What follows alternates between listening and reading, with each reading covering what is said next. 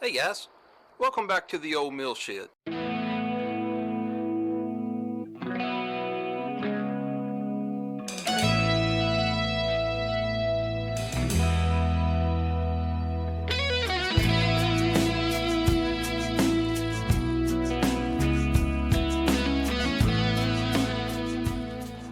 So I finally did it.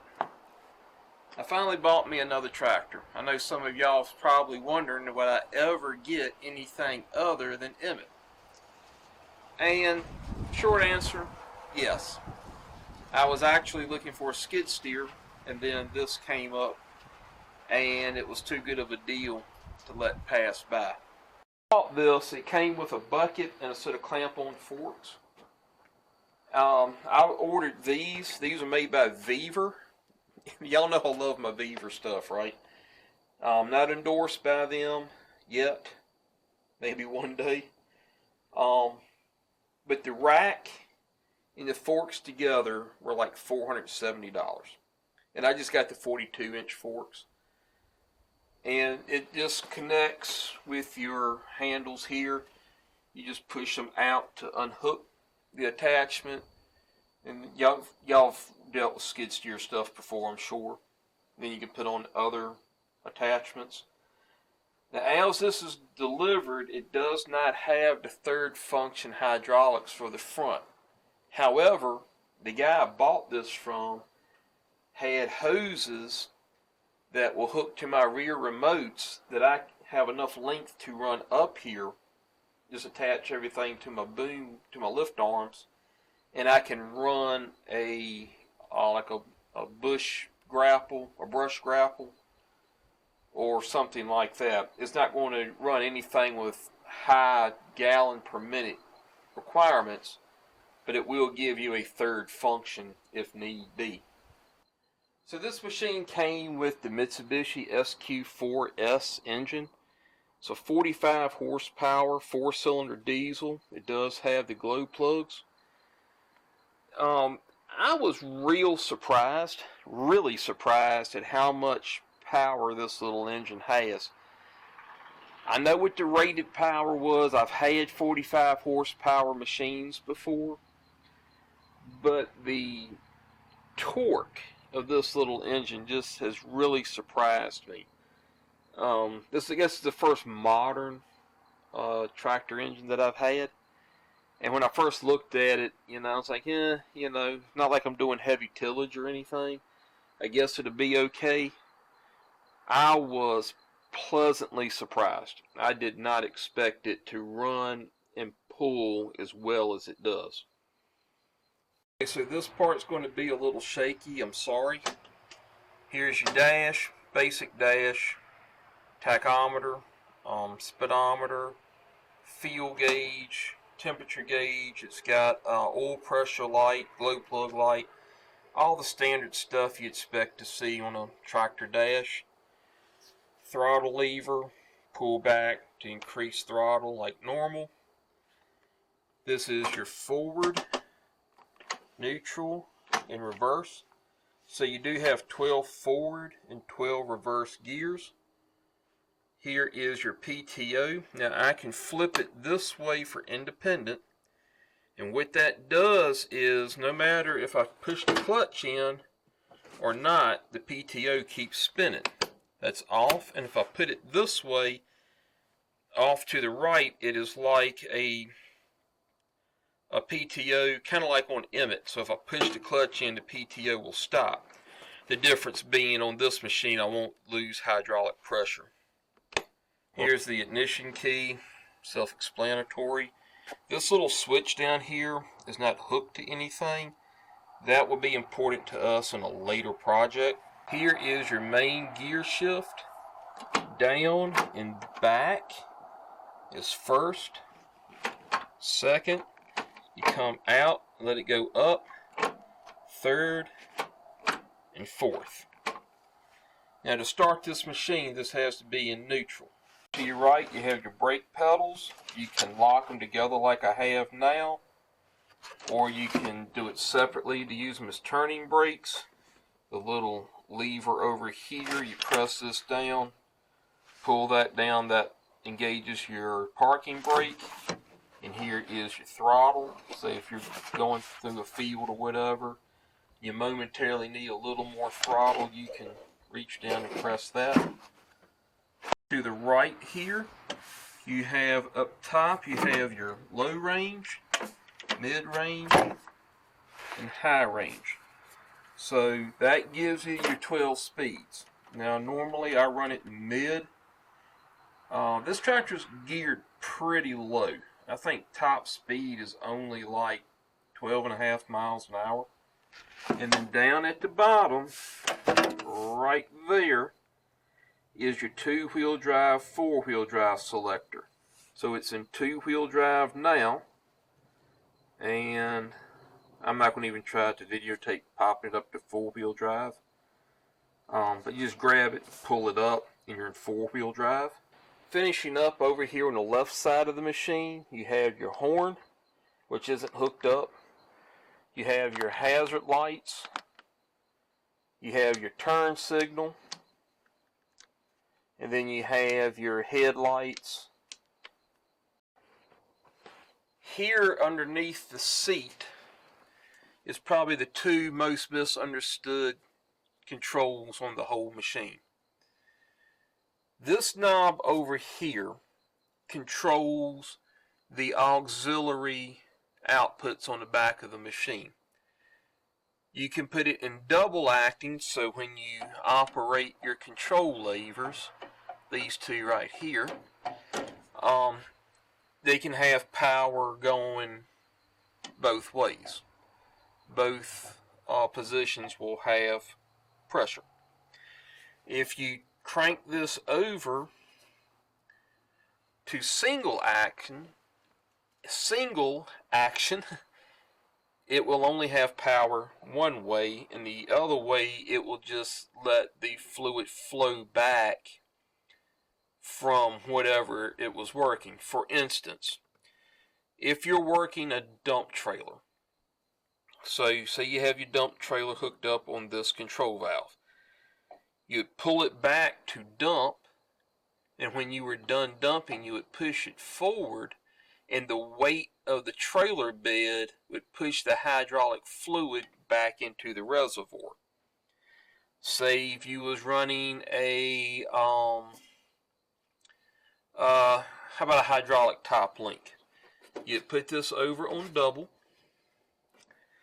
and say you had it hooked up on the left side remotes back there, and you'll see them here in a minute.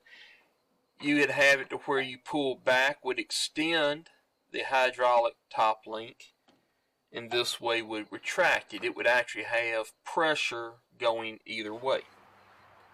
This knob over here controls how fast my lift arms go back down after I've lifted them up. So if I want them to go down really, really fast, I turn it all the way counterclockwise, and they'll just drop on down as fast as they can fall. I can gradually tighten it up and make them fall slower. Maybe I'm hooking something up, I need real finite control, I need to slow it down. That's what this does. Another thing this does is, say I'm transporting a bush hog down the road. Say I got to go down to my grandma's place, a mile down the road, and I want to make sure the bush hog doesn't drop down and bang up the road. I can lift it up, turn this all the way clockwise, and then no matter what I do with my positional control over here, the bush hog will not drop. And then when I get to where I'm going, then I can pick this back up to where it was. I can open this up, and then it will function normally. I don't have to use chains to keep my implement up off the ground. So back over here on the right side, here are your quadrants. Now you notice we have 2 levers on this one. Some machines will actually have 3, some will have 1 like Emmett. I'm sorry about the sunlight, it's starting to sit and it's going to come under the roof line of the shed. But your outside one here is your positional control. So you want to go down a little bit, you just drop it and it'll go to a preset depth. You've got these little knobs here. You can preset how far down you want it to go, how far up you want it to lift. And then over here on the inside, the one that's jammed up next to the seat, that's draft control. That's like what Emmett came with. It is for ground contacting implements. And you can see it's jammed into this seat. That's one of the repairs that we're going to have to make. Now, I like this seat. It's a very comfortable seat. It does not have a seat belt. That's another repair we're going to have to make. But you can run these in draft control by just pushing the positional control down, unlocking the draft control link in the back, and just use that by itself. Or, if you prefer, if you're running positional control, something that's not contacting the ground, you can pull this to where you want it to sit, take your draft control, and you will push it all the way down, and the machine will ignore the draft control setting. Just make sure you lock the draft control piece in the back as well. Or you can do kind of what I do. I run it in a hybrid system. I leave my draft control about right here. That limits how high up it'll go when it jumps. And then I run positional control to set my depth.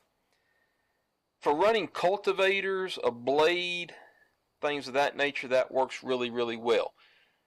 I have never ran a plow with this machine, but I would assume, with my experiences of other machines, I would want my positional control all the way down and just use my draft control. Loader controls are fairly intuitive. This is to drop the arms, the lift arms. If you go all the way forward, that's to float. So say you're picking up gravel, fertilizer, whatever. You want to skim the ground, that's what that is for. This lifts. This rocks the bucket back towards you. And then this is dump. Okay, getting around here on the back side of the machine, here are your two remotes. These two are for the inboard hydraulic handle up front. This is for the outboard handle. Fuel tank, sending unit. It's easy to fill this machine. However, I don't like the way it really blocks my view when I'm running like the cultivators.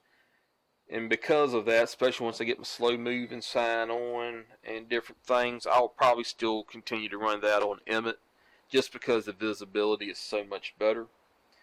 You do have this nice little hook here, so you can take your upper link and have it up out of the way. That's a feature that I really like that I didn't know existed. This is your draft control lock that I mentioned earlier. And the way your draft control works on this machine, it's not really much different than how it works on Emmett, really.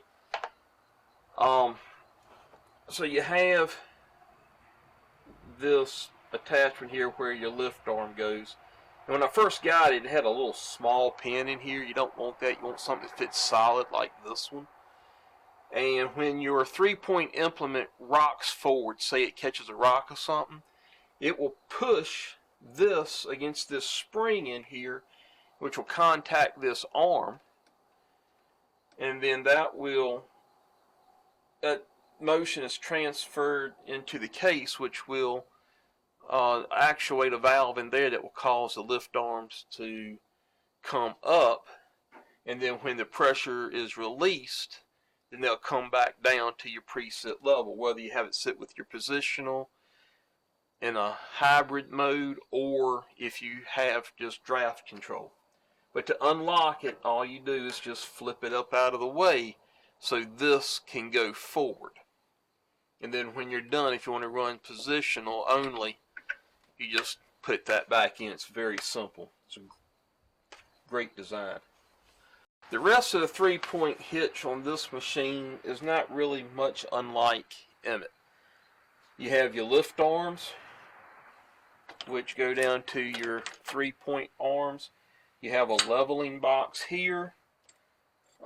It looks a little different, but it serves the same function. Instead of having a crank on it, you just lift it up, and then it locks by dropping down on the arms. You have a PTO shaft that works just like it does on Emmett. The only difference is this one, if I step on the clutch and I have it set to independent, this PTO is going to continue to turn because it's electrically actuated. It is spun by the engine, not by an electric motor, but the electric clutch is what engages and disengages it. If I have it flipped the other way, then it operates just like the one on Emmett. So when I push the clutch in, it will quit turning. The difference being is I will not lose lift on my lift arms. I won't lose pressure on these because these are always supplied by hydraulic pressure. That is, the pump is hooked to the engine, not the transmission. Okay, so I know this is going to get shaky again, but there's no way to get my tripod up in here. And that's the oil I drained out from the hydraulic system. But on this machine, my anti-sway links are a little different. So these have a screw in each end, and I can screw it in and out to adjust them. The one over here on the right side limits how far the implement can swing to the left, and then that one you set to limit how far the implement can swing to the right. Okay guys, so that's the video. We'll stop it right here. We've got a lot of maintenance to do on this machine, and if I keep going, the video is going to get really long, really fast. So as always, thanks for watching. I hope you found this video useful. If you did, give me a thumbs up, subscribe, and hit that notification bell. It helps the algorithm a lot. We'll see you here again next time under the shed.